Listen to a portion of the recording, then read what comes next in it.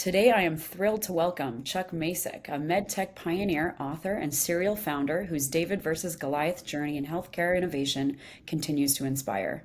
As the driving force behind Vanguard Medical Concepts, Chuck helped forge the reprocessing movement for single-use devices, a battle he recounts vividly in his memoir, At War with the Big Dogs, where science, faith, and grit triumphed against industry giants. Now, as president and CEO of Orthopedic Designs North America, Chuck is engineering breakthroughs like the Atlas Humeral Nail System. His story is not just one of innovation and entrepreneurship, it's about purpose, perseverance, and making a real difference. Welcome to the show. Thank you. So, your entrepreneurial path spans decades, probably well before I was born. From your early days in the lab, founding and now leading Orthopedic Designs, can you walk us through what sparked your journey into medical devices and how your vision has evolved over the years?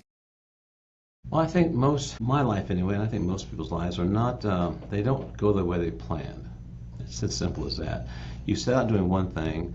So when I was in high school, I liked to surf and I didn't like to study, so I ended up in the military at 18. And then met my wife on a Crete as a tourist, and then we got married and went to college. And I always thought I'd be a professor or I'd teach college, but that's not what happened. So what happened was I started to have one child and another child, and I realized I have to provide for the family. And working in hospitals was not a profitable business. So I wanted to become a salesman. So I wrote letters in my magazines and my journals and said, hey, I want to sell. Of course, I got offers back, no, you're not experienced, but someone gave me a chance. And it turned out I had a talent for it. Didn't know it at the time. And I do like meeting people, I like talking to people. And my first sales manager said, God gave you 2 ears and 1 mouth. Listen twice as much as you talk, and you'll do well. And that was good advice. And so I became quite successful as a salesman. We founded a company called Sterile Design that made custom procedure trays, which was the first time been done in medical history. And we sold the company to Johnson & Johnson. I made a little bit of money, but it really hooked me on how you can build a company and sell it and make money. And so I started another company. We're going to make surgical towels in Haiti. Long story short, we lost all the money down there. It's still down there making stuff, but I don't own it anymore. And we lost everything overnight and have 4 children under the age 13. I know what good is, and that wasn't good. I had to go home and tell my wife we may lose the house. But through a series of events, and it's all documented in the book, I was able to recover, went back to selling, and I'm in a central supply room talking to my customer, and I noticed these suture packs had said reprocessed on them. And I thought, J&J does that for free. They stopped doing it in 1985 because of the AIDS epidemic. So I borrowed some money from my parents who were retired, my brother, and he agreed to give me the money as long as I agreed not to live with him when I got old. Through a series of events, we did open but not used, and then we found out that EP catheters, which are used in the heart, was being sold as reusable. They changed the label overnight to single use, but the hospitals kept reprocessing them. Well, I thought I can do a better job. So wait a second, all the disposables out there, they can all be reprocessed. Because the label on a medical device is determined by the manufacturer, not the FDA. It had gotten so bad, they were labeling stainless steels and nuts and bolts as single use. Wow. It was perfect timing for reprocessing because by the end of the 80s, hospitals are scrambling to try to save money. And of course, we go in there and say, we'll sell it back to you for half the price, and we'll take it and re-sterilize it for you. As you can imagine, the manufacturers went ballistic. Yep. It was a battle from 1992 to 2001. We finally get the FDA to pass the MDUFA, the Medical Device User Fee and Act. So that's kind of the history of reprocessing, and it's still going. That's about $1 billion industry now worldwide. Wow. You're a status quo disruptor. That took years. And then you said that's 2009. Yeah. Wow. Yeah. I was 1 year old. Yes. Well, it was an interesting ride. At the end of the day, nothing happens by accident. It's cause and effect, right? And you were kind of mentioning there was a lot of pushback then, 1992 onward, when that first spiraled. And then highlighted all of this in your book, At War with the Big Dogs, where you described facing overwhelming odds, corporate pushback. So what leadership principles or mindset then helped you persevere during that period, and how do those lessons guide you today? Let me think. I don't really know if I have an answer for that. I mean, at the end of the day, every day we came to work, Yeah. we knew that there would be a challenge. So we knew that going in. So the question is, how do you address the challenge? We actually live day by day. So what it forced us to do is focus on today and not worry about 5 years from now. So everybody lived in the moment to get past this. I would say that what I did as a practice, though, every morning and every evening I'd walk through the plant. And I talked to people, and we had an open door policy that anybody in the plant could talk to me in my office anytime they wanted to. And you'll be surprised at things you find out talking to the people on the ground. They're the most important people doing the job. It's very important that leaders were focused on the boots on the ground. They probably have the most to say, and you can learn the most from them. They see it every day. Right. That's huge. And so if you were to say to any founders listening or anyone in your position, how does someone, if you have a massive company with 100 plus employees, how do you then get direct impact with those people? Well, that's an interesting question. Every corporation has a culture. The culture is driven by the CEO of the company and the managers. If you create the correct culture, most things will take care of itself.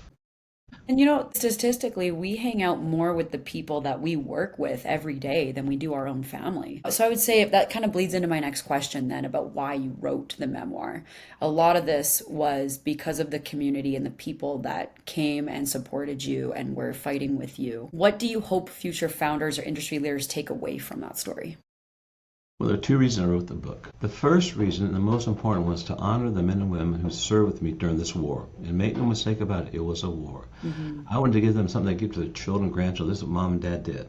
I was part of this, changing the culture.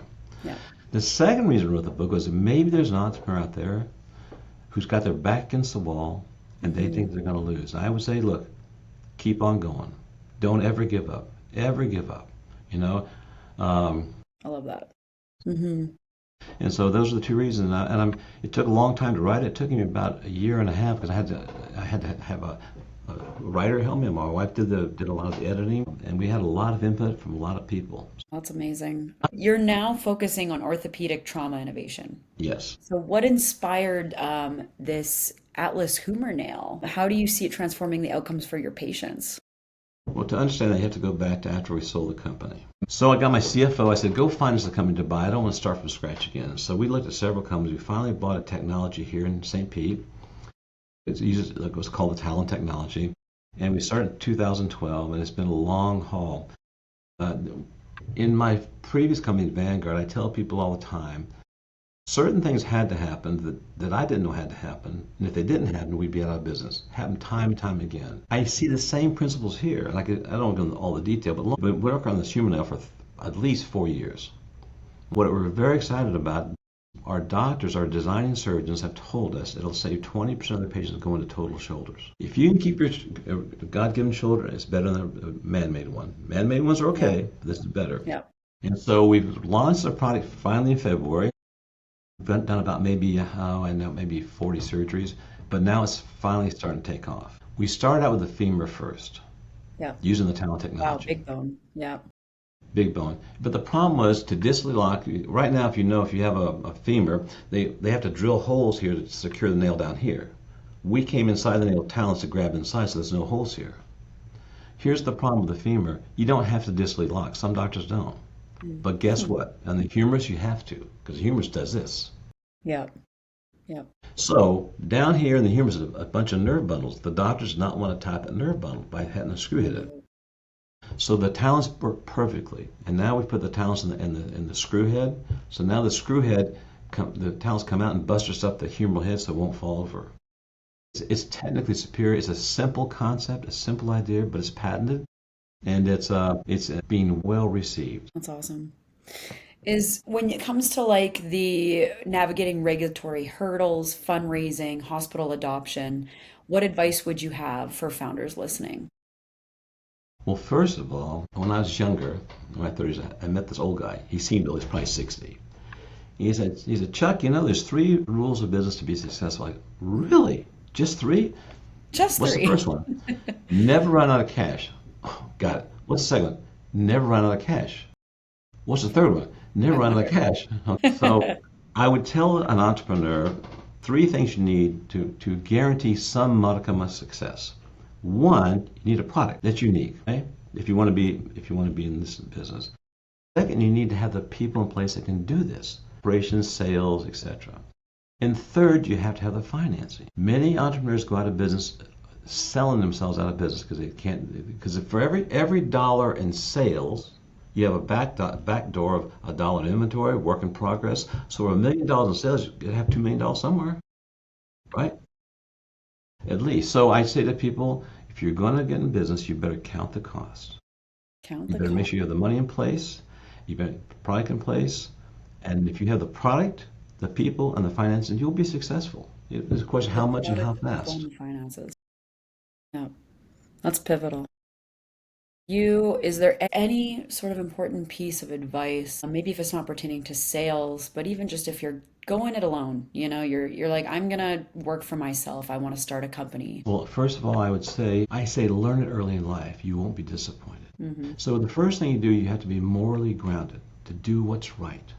It's very easy, and I've done it myself, where you get I'll take the shortcut here. First, do what's right. Second thing I say is when you have 5 or 10 things to do in the day, they got to get done. Do the hard ones first. Do the hard ones first. That way the day gets real easy. And most people put it off. I'll do that later. I don't want to do it. Do the hard ones first. Okay? Before you burn out. Yeah. Yeah. And so at the end of the day, the life is very simple. It's not hard. Do what's right. Treat people fairly, like you'd be treated. And what I found is that, people say, oh, money is the root of all evil. No, it's not. It's the love of money. Okay? And so when people are focused on just the love of money, I stay away from them. Okay? What I try to surround myself with is people who want to work hard, they are morally grounded, and they're willing to go the extra distance to put their life on the line for the company. I'm a big believer in stock options, of giving people. So you've got to share the wealth. That's so critical. We're all on the same team. We're going to go down together, up together, but we're going to do it together. Yeah. When you put people first, the money is a byproduct of that. It's huge. So starting this podcast, getting to learn through people such as yourself, and launching into the opportunity of AI. How do you evaluate and integrate emerging tools like AI or, say, digital education to support surgeon training and product adoption without maybe compromising trust or safety around it? Well, it's a good question. Here's what I say. Since I'm an older person, I have to listen to my younger people say what to do. Yeah. I'm not sure. AI it's like anything else. AI has its good side and its bad side. Okay, it's like nuclear fusion. It works good to heat homes. You can blow people up with it. I don't know enough about it, but I think there's a place for it in every company, and I think as time goes on, it'll become a bigger and bigger place. So in our business, we have the intellectual property, the patents, the 510Ks, the government clearance. Everything else we job out to machine shops who are FDA registered, and we bring the product back here and sterilize, which is a simple process, and package it. So there's not a lot. We're a very small firm here. We have maybe, I think, 5 or 6 employees. But I think long term, for bigger companies, the AI can be a very big benefit. I mean, when people call me, email, and say, I got this idea, so it doesn't cost me money to listen. Tell me what you got. Totally. I'll tell you a funny story. I had to interview a young lady for the CFO position at Vanguard. And I went out to dinner with her and I interviewed her. And I came home and I said to my wife, she's very sharp. This lady is very sharp, but I think she's too young. So my wife said, okay. So I go to the office the next day. I talked to my VP of operations. I said, this young lady is great, very sharp. Oh, I liked her a lot. Yeah, I think she's too young. And he said, maybe you're too old. Oh. And I hired her. Shots the best fired. hired ever made. She's done quite well. She is just a dynamo, yeah.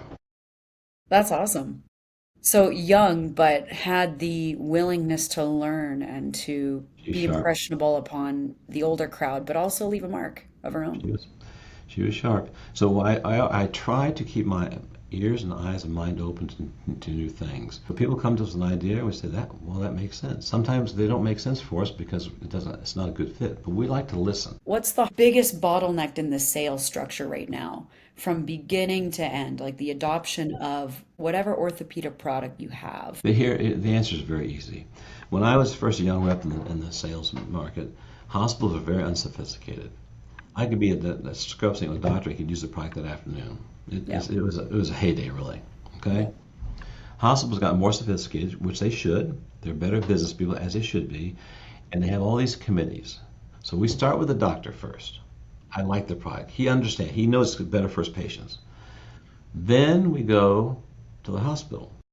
That's where the bottleneck happens. And it's probably, with your doctors pushing it, it can be 6 months. Yeah.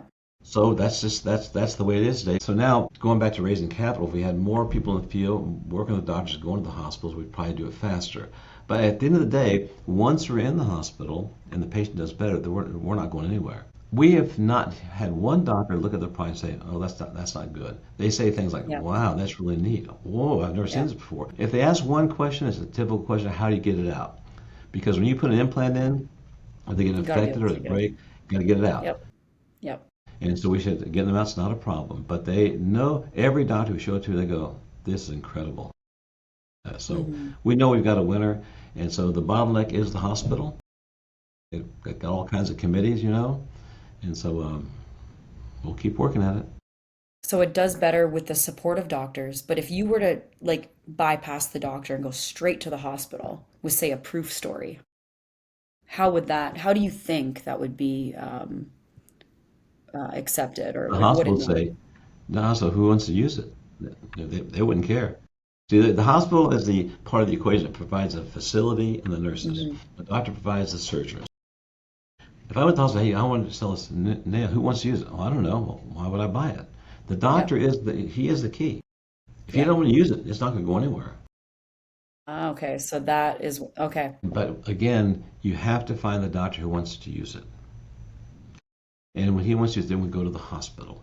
You can't go to the hospital because they don't care. Because they're not going to buy anything unless the doctor's going to use it. Now, having said all that, one thing we would do with maybe AI is you do a broad spectrum of mailing to all the orthopedic surgeons or trauma surgeons. Because if you can find out who the actual trauma surgeon is and who does Yep. just humeruses, Yep. that would be good to know.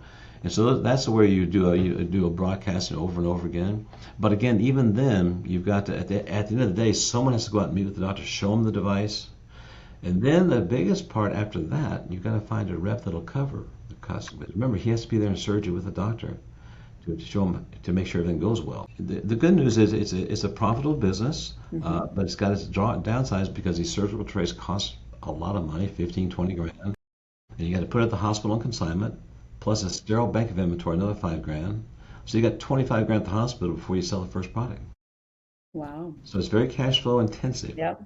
And in the orthopedic business, that's the downside. The upside is very profitable. Once you find the right doctors, it's a lot of volume.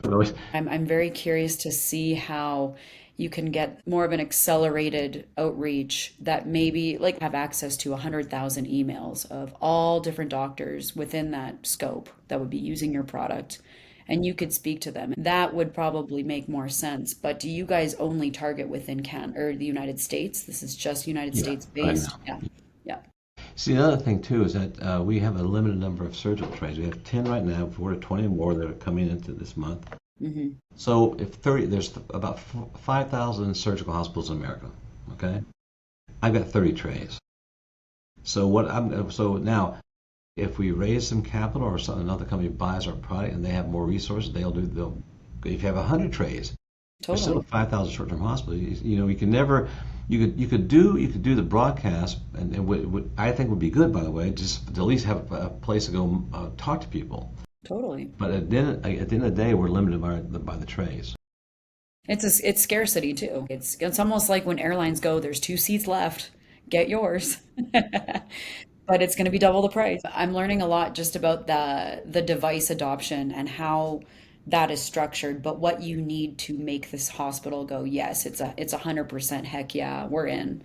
Um, on that note, then, do you find once this is adopted, those hospitals are loyal customers? Again, not really. It's the doctor. If the doctor dies or moves, Yes. okay. Okay. So what our goal is always to be, when you get the doctor in one hospital, get his comrades to use the tray too. Correct. Okay, because if one Yeah. guy goes, the tray goes. It comes down to the surgeon at the end of the day. If you're going to look at the AI with my business, you look at the surgeon and how we can address him and how we educate him and how we sort of separate out to guys doing trauma. because the hospitals, quite frankly, they're there and they do a great job, but they're there to provide the facility for the doctor to do the surgery. Amazing. No, I learned a lot just from talking to you about this, but I wanted to say thank you again for sharing your innovations, but the story and spirit behind them, from taking on these industry giants with Vanguard, developing the Atlas Humeral Nail at Orthopedic Designs. Your journey, it's a powerful example of what's possible when vision, grit, and purpose come together. I know our listeners can take away lessons that can apply, whether it's perseverance through long sales cycles, leading with values, or finding creative ways to bring meaningful tech into patient care. So if any of you want to learn more about Chuck's journey and his work, we'll have links in the show notes to Orthopedic Designs North America and his book, At War with the Big Dogs. Well, it's been a privilege, Chuck, to have you. I look forward to seeing where your work takes you next and all the products to follow.